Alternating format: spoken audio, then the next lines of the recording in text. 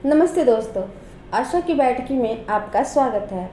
जिस साहित्य में जन साधारण को ऊंचा उठाने की क्षमता ना हो, जो रचना पाठकों को सोचने के लिए बाध्य ना करे, वह कुछ भी हो सकता है, साहित्य नहीं। ऐसा मानना है हिंदी की लोकप्रिय लेखिका सुषमा मुनिंद्र जी की। उनकी आज की कहानी कर भला होगा भला भी हमें कुछ सोचने के लिए बाध्य करती है। अब सुनिए कहानी आशा की जुबानी। रेलवे स्टेशन जाकर ज्ञात हुआ महानगरी एक्सप्रेस अपने निर्धारित समय से 2 घंटे लेट है। मैंने तो फ़ोन कर इंक्वायरी से पता कर लिया था कि महानगरी 2 घंटा लेट है, पर आप माने ही नहीं बाबूजी, इतनी जल्दी चले आए। बड़ा पुत्र एकनाथ उकताया हुआ है। वह इसलिए बेटा कि कई बार ये इंक्वायरी वाले सूचना ही गलत देते हैं, या फिर घंटी बजती रहती है और लोग उठाते ही नहीं। इस देश जैसी अव्यवस्था और अनियमितता कहीं नहीं है। जल्दी आ गए हैं तो बहुत नुकसान नहीं हो जाएगा।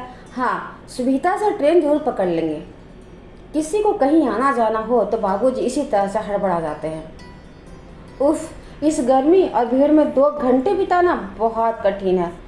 मंझले पुत्र ओंकार ने रुमाल से पसीना पोंछते हुए प्लेटफॉर्म की छत की ओर ताका। पंखा पूरी क्षमता से चल रहा था, असर नहीं डाल पा रहा, ये अलग बात है। बाबूजी अम्मा को संबोधित करते हुए बोले, मुंह फाड़े इधर उधर देखते खड़ी ना रहो, जैसे आज से पहले स्टेशन नहीं देखा है। इस बिस्तर के ऊपर बैठ जाओ और सामान की निगरानी करो। स्टेशन पर गिरा कर चोर उचक्के उचक फिरते घूमते रहते हैं। तुम हमें ना सिखाओ। अम्मा तुनक कर कुशल गणितज्ञ की भांति तर्जनी दिखा दिखाकर सामान गिनने लगी। देखो, पूरे 9 नग है। ग्रीष्माकाश में आई अम्मा की पुत्री अम्बुज अपने 2 बच्चों यशा और संजोग को लेकर अपने पति के पास लौट रही थी। अम्मा स्नेहवश सामानों की गिनती बढ़ाती गई। ट्रेन में इतना सामान चढ़ाना मुश्किल होगा। आजकल की भीड़ तो देख रही हो। यशा और टोबू साइकिल बेकार ले जा रहे हैं, फिर कभी भेज देते। छोटा पुत्र तिलक बोला, नहीं, मैं साइकिल ले जाऊंगी। यहाँ ओम और देव चला चला कर तोड़ देंगे तो। यशा पैर पटक पटक कर मचलने लगी। एक टोबू साइकिल उसे नाना जी ने खरीद कर दी और अच्छा नहीं मिला, इस कारण से वह साइकिल नहीं छोड़ सकती। अम्मा ने कह दिया, हो गया, अब शांत रहो, ले जाओ साइकिल। जैसे इतना सामान जाएगा वैसे ही ये भी चली जाएगी। तिलक गुस्सा हो गया। अम्मा, तुम तो रोती हुई अम्बुज दीदी के गले मिलती हुई एक तरफ खड़ी हो जाओगी। सामान तो हमें चढ़ाना होगा ना। अम्मा ने आंचल संभाल कर जोर से हाँ किया और मुँह फेर कर बैठी रही। बाबूजी ने खलवाट खोपड़ी पर हाथ फेरकर अम्मा को घुड़का, तुम्हारा पुत्री प्रेम भी गजब का है। बांध लाई हो गेहूं चावल दाल की बोरियां। अरे तो क्या हुआ, यहाँ इतनी खेती होती है और वहाँ बच्ची को अनाज खरीदना पड़ता है। कौन सा मूड़ी पे धर के ले जाना है। अम्मा अपने पर अड़ी थी। आजकल रेलों में इतनी भीड़ होती है कि आदम चढ़ जाए, यही बहुत है। बड़ी बहू स्नेह ने मुंह खोला। तुम चुप रहो स्नेह, अम्मा गुस्सा हो गई। अम्मा की इकलौती लाडली बेटी अम्बुज निर्धारित समय से 1 सप्ताह पहले ही लौट रही है, वह भी बिना आरक्षण के। अम्मा का मन भारी है, उन्हें किसी के तर्क वितर्क सुहा नहीं रहे हैं। स्टेशन पर उफनाती बिलबिलाती उन्मादी भीड़। बाबूजी चारों ओर मुंडी घुमाकर खुफिया दृष्टि से प्लेटफॉर्म पर बिछी भीड़ को निहार रहे हैं। भीड़ जैसे प्लेटफॉर्म में समा नहीं रही है, जैसे पतीले में उफनता हुआ दूध। बाबूजी को सभी चेहरे शातिर चोर दिख रहे हैं। वे बार बार अम्बुज को समझा रहे हैं कि उसे कितना सावधानी से सफ़र करना है। देख बिटिया, तू रात में सोना मत। वैसे तिलक जा रहा है तेरे साथ, पर इसका जाना ना जाना सब बेकार है। ट्रेन चली कि यह सोया, ऐसी कुंभकर्णी नींद है कि पूछो मत। पति की निंदा सुनकर तिलक की पत्नी सोनी ने बुरा समूह बनाया। आप चिंता मत कीजिए बाबूजी, बस ट्रेन में जगह मिल जाए, बाकी मैं संभाल लूँगी। पर मुझे नहीं लगता कि जगह मिलेगी, भीड़ देखिए ना। अम्बुज चिंतित है। कल रात फ़ोन आया था कि उसके पति को कई दिनों से ज्वर आ रहा है और उसे तुरंत बुलाया है। बहुत भाग दौड़ के बाद भी आरक्षण नहीं मिल पाया है। सब हो जाएगा बिटिया, इस भीड़ में जाने वाले कम होंगे और इससे जाने वाले को विदा करने वाले अधिक होंगे। चले आते हैं भीड़ बढ़ाने। बाबूजी ऐसे कह रहे थे जैसे स्वयं अकेले आए हों। अम्बुज को स्टेशन पहुंचाने पूरा कुनवा ना आए तो बाबूजी को गौरव अनुभव नहीं होता। अम्मा गुस्सा हो जाती हैं कि उसकी लड़की से किसी को प्रेम ही नहीं है। बड़ी बहू स्नेह और उसकी 3 लड़कियां, मंझली बहू रमा और उसके 2 बच्चे बबली और बालू, छोटी बहू सोनी और उसके 3 बच्चे ओम, देव और साल भर का राजू। अम्बुज को विदा करने इतने लोग आए हैं, या कहिए कि लाए गए हैं। एक नाथ आरक्षण मिलने की आशा में निरंतर टीसी के पीछे भाग रहा था। बात बनती नहीं दिखती थी। बाबूजी ने देश को कोसा। मुझे लगता है जैसे पूरे देश को आज ही यात्रा करनी है। सब अपने अपने काम से जाते हैं बाबूजी, हम बेकार ही इतने जल्दी आए। ओंकार अभी भी जल्दी आने पर अड़ा हुआ है। मैं देखता हूँ शायद वेटिंग रूम में कुछ जगह मिले। तिलक वेटिंग रूम पीछे चला। यशा और संजोग भी पीछे लग गए। इधर ठेले पर इडली, डोसा, नमकीन, चिप्स, फुल्की सजाए रेहड़ी वाले चले आ रहे हैं। बच्चे चिल्लाने लगे, अंकल चिप्स लेंगे। बाबूजी को स्टेशन से सामान खरीदना पसंद नहीं है, पर बाल हट विवश किए देता है। 4 पैकेट अंकल चिप्स खरीदे गए। बच्चे पैकेट शेयर करने को तैयार नहीं हो रहे थे। सबको एक एक पैकेट दिलाकर समस्या का निदान ढूंढा गया। अम्मा गुस्सा गई। दिन भर खाते हैं, फिर भी इनके पेट में भरता ही नहीं है। 100 रुपये स्वाहा हो गए। बच्चे खाने में तल्लीन हैं। दादी की डांट का बेअसर। सभी बच्चों की माताओं ने स्वीकार किया कि ऐसे नालायक बच्चे कहीं ले जाने के लायक नहीं हैं। तिलक वेटिंग रूम से लौट आया। बाप रे बाप, वहाँ तो पैर रखने की भी जगह नहीं है। उफ! बाबूजी ने रुमाल से खलवाट शेष का पसीना पोंछा। बाबूजी की अधीरता पर रमा और स्नेह अधरों में मुस्कुराई। एक नाथ एक कुली पकड़ लाया। सुनो, ये सामान है, महानगरी की जनरल बॉगी में चढ़ाना है। जी साहब। और हाँ, ट्रेन आए तो यहीं रहना, यह नहीं कि तुम्हें ढूंढना पड़े। नहीं साहब, आप बेफिक्र रहो। कुली ने चारों ओर देख कर कुछ जायजा लिया, फिर बोला, उधर आगे चलकर बैठिए, जनरल डब्बा वहाँ आगे लगता है। लो, एक मुसीबत और। सब किसी तरह चिप्स खाते, बच्चों को हाँकते, सामान लादे निर्दिष्ट स्थान पर पहुँचे। चिप्स खाकर बच्चों को प्यास लगी और घर से लाया गया पानी स्टेशन पर ही समाप्त हो गया। अम्मा कपाल थामा। इन लोगों की भूख और प्यास हद हो गई भाई। कोई बात नहीं अम्मा, लाओ डिब्बा, पानी भर आता हूँ। ओंकार खाली डिब्बा लिए चला तो बबली और बालू साथ लग गए। पीछे पीछे ओम और देव भी। स्नेह की जुड़वा लड़कियाँ जुड़वा और विरासत फिल्म के पोस्टर को मुग्ध भाव से निहार रही है। सलमान और अनिल कपूर की चर्चा कर रही हैं। इधर बाबूजी ने बहुओं को घुड़का, खड़ी क्या हो, संभालो बच्चों को, यहाँ बच्चा गिरोह फिरते रहते हैं, कहीं ना किसी को घुमा दे। सुनकर सोनी और रमा चिंतित भावों से पंजों पर उचक उचक कर बच्चों को देखने लगी। बच्चे भीड़ में कहीं लोप हो चुके थे। भीड़ जैसे नर मुंडों का रेला चला आ रहा है। कहाँ से आते हैं, कहाँ जाते हैं, इतने लोग आना जाना, दिमाग खराब हो रहा है। जैसे आने जाने के अतिरिक्त इन्हें कोई काम ही नहीं है। जहाँ तक दृष्टि जमा, बस शीश ही शीश तैरते नजर आते हैं। सब किसी धुन में है, उन्माद में है। पानी भर कर लौटे ओंकार के पीछे चारों बच्चों का जुलूस सकुशल लौट आया। रमा ने चेतावनी दी, चलो सब चुपचाप यहाँ खड़े रहो, वरना सबको घर भेज देंगे। बच्चों ने कुछ देर आज्ञाकारी भाव दिखाया, पर उसकी चंचल प्रकृति उन्हें ज़्यादा देर स्थिर नहीं रहने दे रही थी। एक नाथ फिर टीसी के चक्कर काटने चल दिया। एक ही जगह बिना किसी काम के खड़े रहना उसकी प्रवृत्ति में नहीं है। तिलक ऊब रहा है। वह बुक स्टॉल से जाकर इंडिया टुडे और यशा और संजोग के लिए कॉमिक्स खरीद लाया। इंडिया टुडे बाबूजी ने झपट ली। कुछ देर पंखे की भांति प्रयोग करते रहे, फिर एक बोरी पर बैठकर पलटने पलटने लगे। कॉमिक्स को बच्चे ललचाई नज़रों से देख रहे हैं और छीन झपट रहे हैं। स्नेह ने खींचकर अपनी मंझली बेटी शुभा को एक लपड़ मार दिया। शिवा उद्विग्न है। उसे बच्चों को स्टेशन पर अनावश्यक लाना पसंद नहीं, लेकिन अम्मा की गुस्सा हो जाती हैं कि उसकी लाडली बेटी का किसी से चिंता ही नहीं है। स्टेशन पर जाते पाँव घिसते हैं। सभी को लेकर आना पड़ा बच्चों को। अब बच्चे आफत किए हुए हैं। शुभी को फ्रॉक से आंसू पोंछता देख अम्बुज पसीजी। जाने के क्षण वैसे भी भावुक होते हैं। क्या भाभी, मार दिया बच्ची को, चलो मैं सबको कॉमिक्स दिलाती हूँ। बाबूजी रोकते रहे इस अपवाय के लिए, पर अम्बुज सबको एक एक कॉमिक्स दिला लाई। अम्मा की भावें कपाल पर टंग गई। बच्चों को लाओ तो ऐसा ही होता है, खर्च पर खर्च हुआ जाता है। जाने दो अम्मा, बच्चे हैं।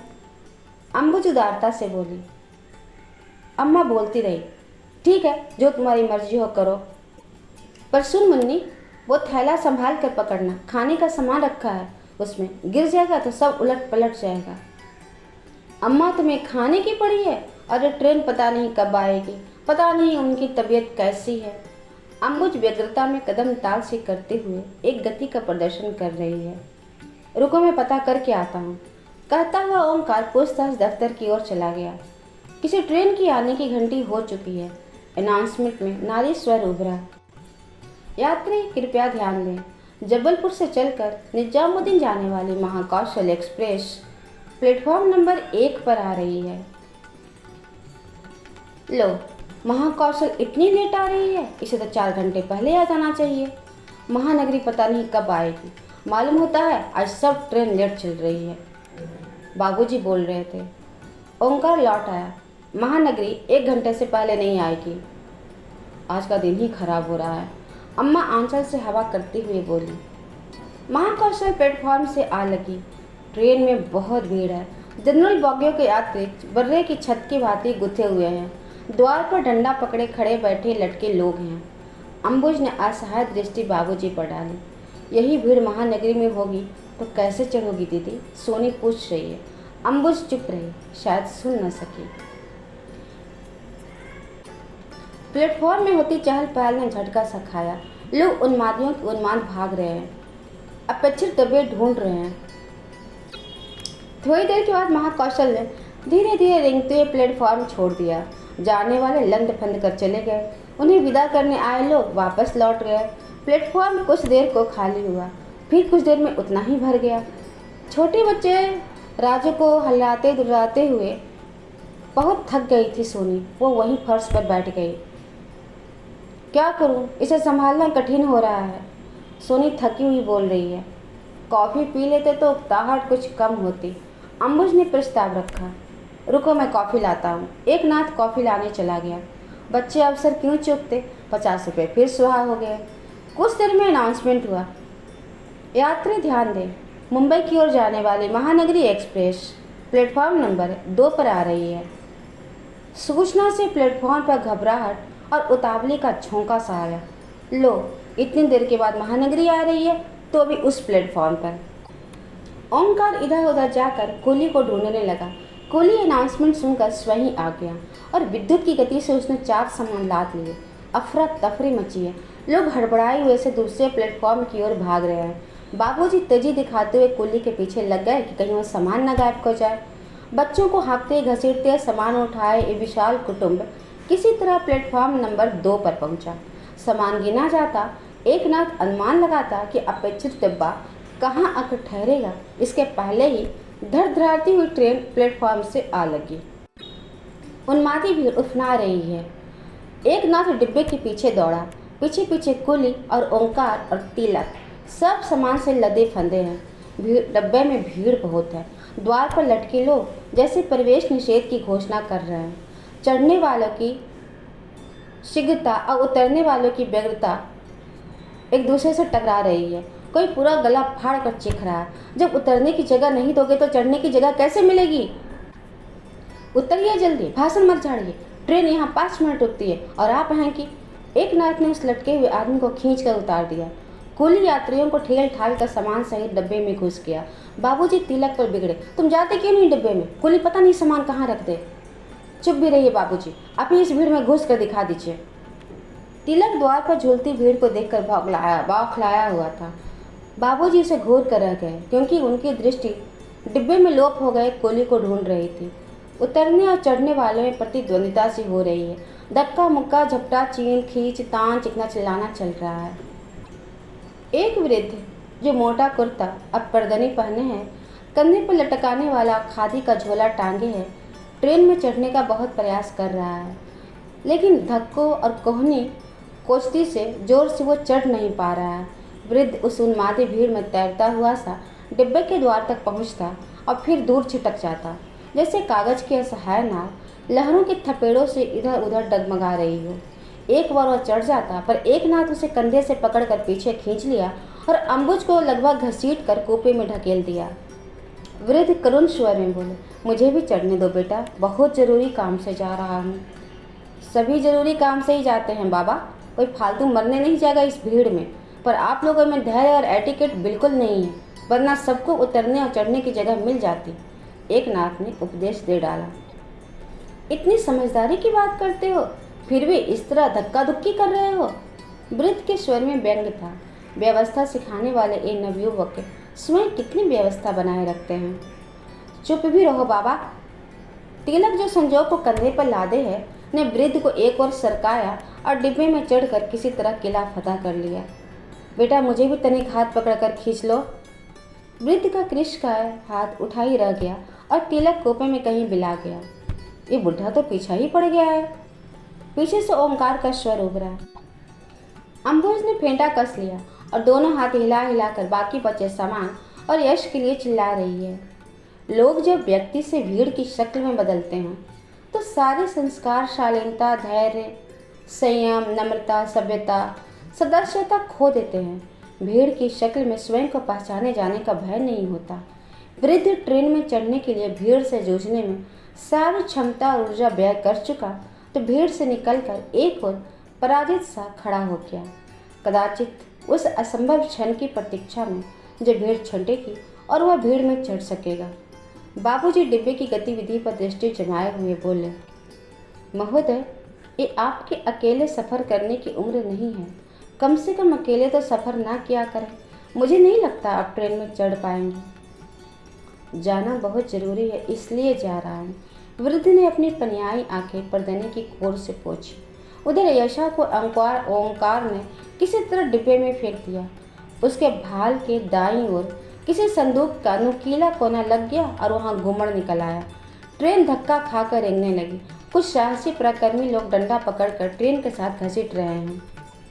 बाबूजी सस्वर गाने लगे, प्रवेश नगर की जय सब काजा, हृदय राख कौशलपुर राजा। यात्रा की सफलता हेतु बाबूजी गोसाई जी के चौपाई अवश्य दोहराते हैं। उधर एक नाथ कूपे में ही रह गया था, जो बड़ी कठिनाई से बाहर कूद पाया। चावल और दाल की बोरी यहीं छूट गई और अम्मा का मुंह फुला हुआ है। जाते हुए बेटी से ठीक से मिल भी नहीं पाई। भीड़ वापस लौटने लगी प्लेटफॉर्म की ओर। भीड़ में कहीं गुम सा लटपटाते बदवास पैरों से रेंगता हुआ वृद्ध भी लौट रहा है। बाबूजी तनिक दयाद्र हुए। ओंकार तुमुल उस वृद्ध की सहायता कर सकते थे, बेचारा किसी जरूरी काम से जा रहा था। बाबूजी, आपको तो बस आदेश देना आता है, आप उस भीड़ में चढ़े होते तो पता चलता, उत्तर एक नाथ ने दिया। बाबूजी निरुत्तर हो गए। इधर अम्मा सामान की भांति बच्चों को गिन रही थी। अचानक ही उनके कंठ से विकराल चीख निकल गई, सुनते हो देव नहीं मिल रहा, वह कहाँ गया? हे लाखनलाल, आज किसका मुंह देखा था? बाबूजी तमतमा गए। सभी सदस्यों ने दृष्टि इधर उधर फैलाई। देव सचमुच नहीं दिख रहा था। बाबूजी ने बखलाहट में बहुओं को आड़ो हाथ लिया। यही करने आई हो तुम लोग? एक बच्चा भी नहीं संभलता है। अब इन लंगोरों को पकड़कर यहीं बेंच पर बैठो, हम देखते हैं। सोनी रोने लगी। सिटपटाए हुए बैठे हैं। बुआ अम्बुज ने जो पैसे देकर गई है उससे आइसक्रीम खाने की योजना थी, लेकिन इस पापी देव ने सब गड़बड़ कर दिया। पता नहीं किधर चला गया है। बाबूजी, एक नाथ, ओंकार पूरे प्लेटफॉर्म पर एक छोर से दूसरे छोर तक भागते फिर रहे हैं। अम्मा झाड़ियों में झांक आई। रमा दूर तक जाकर पटरी देख आई। देव कहीं नहीं है। ट्रेन में बैठकर तो नहीं चला गया? बाबूजी को जैसे चेत आया। मैं तो पहले ही कहती थी, इतने लोगों का स्टेशन जाना ठीक नहीं। दर्शन स्नेह ने दर्शन बघारा। चुप रहो भाभी, दिमाग मत चाटो। ओंकार उसे झड़क कर एक ओर चला गया। पूरा प्लेटफॉर्म खंगाल डाला, बच्चा नहीं मिला।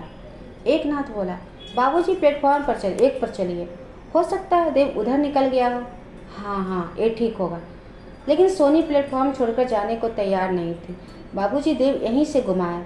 एक दो लोगों को यहाँ पर रुकना चाहिए। देव कहीं इधर उधर चला गया होगा तो लौटकर आ जाएगा।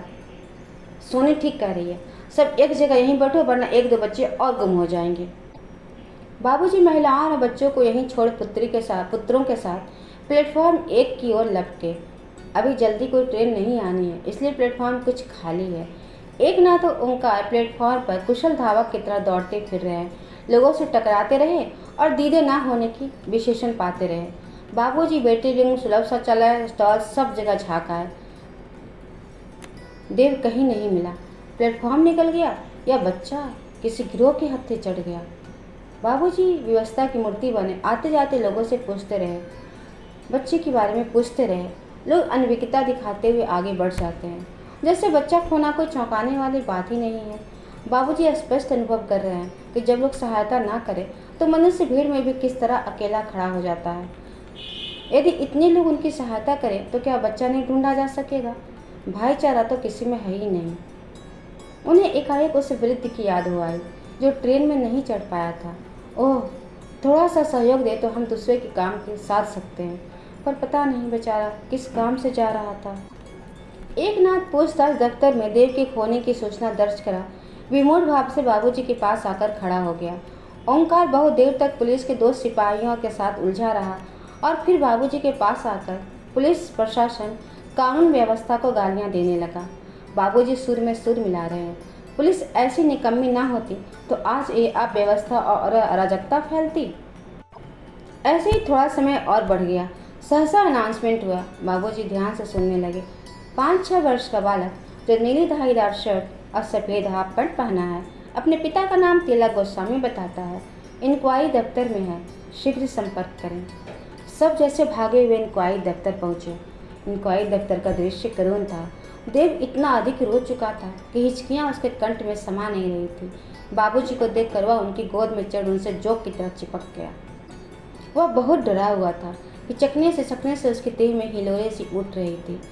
एकनाथ और ओंकार बाबूजी के साथ दफ्तर के क्लर्क के पास खड़े उस वृद्ध को चकित नेत्रों से देख रहे हैं। ये तो वही वृद्ध है जो ट्रेन में चढ़ना चाह रहे थे और जिसे एकनाथ धक्का देकर पीछे ढकेल दिया था। अजीब लापरवाह लोग हैं आप लोग, क्लर्क बोला। बच्चे संभाले नहीं जाते तो स्टेशन क्यों लाते हैं? ये बाबा बच्चे को ना आज बचाते तो पता नहीं बच्चा कहाँ से कहाँ पहुँच चुका होता। दिन भर लोगों से उमजते जूझते क्लर्क का स्वर वैसे ही तल्ख और बेसुरा हो चुका है और इस समय तो उसके कहने के ढंग से साफ दिख रहा है कि वह इन्हीं जैसे लोगों को अव्यवस्था फैलाने का जिम्मेदार समझता है। सुनकर एकनाथ बिल्कुल पानी पानी हो गया। ओंकार इस तरह मुंह फाड़े देख रहा था जैसे उसे कुछ समझ नहीं आ रहा हो। बाबूजी कुछ देर शब्द तलाशते भौचक्के खड़े रहे, जैसे अभी भी हादसे से उबर नहीं पा रहे हो। बड़ी मुश्किल से मुंह से बोल फूटा, आज तो आप हमारे लिए देवदूत बन गए। किस तरह आपका धन्यवाद करूं? किस बात का धन्यवाद? मनुष्य ही मनुष्य के काम आता है। आप जानते हैं मेरी ट्रेन छूट गई थी। मैं स्टेशन के बाहर निकला तो देखा पीपल के पेड़ के पास एक आदमी इसे साइकिल पर बिठाने की कोशिश कर रहा है और यह बेतहाशा रो रहा है। मैं समझा इसे यह भगा कर ले जा रहा है।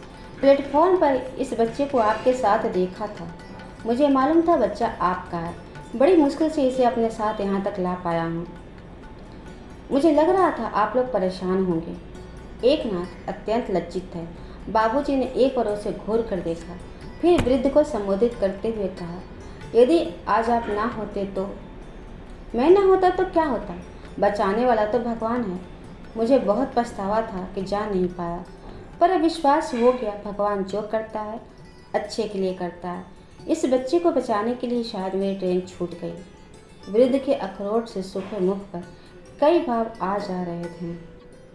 आपको जाना कहाँ है बाबा? ओंकार ने औपचारिकता का सिरा पकड़ा। मुंबई जाना है बेटा। सुबह तार मिला था। मेरा इकलौता बेटा सड़क दुर्घटना में चल बसा। उसके शव को लेने जाना है।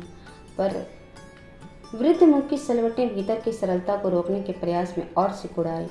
बाबूजी एकनाथ ओंकार सकते में आ गए, जैसे सही मायने में देव अब गुमा है।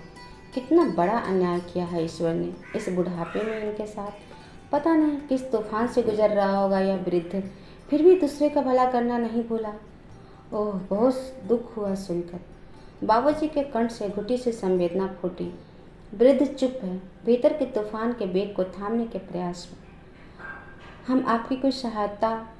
एकनाथ का वाक्य अधर में लटका रह गया। नहीं नहीं, आप लोग परेशान हैं, घर जाइए, मैं चला जाऊंगा। दूसरी ट्रेन रात 10 बजे मिलेगी। और बेटा तुम मेरे लिए कुछ करना ही चाहते हो तो कोई असहाय वृद्ध मिले, उसे थोड़ा सा सहयोग, थोड़ा सा स्नेह, थोड़ा सा सम्मान दे देना।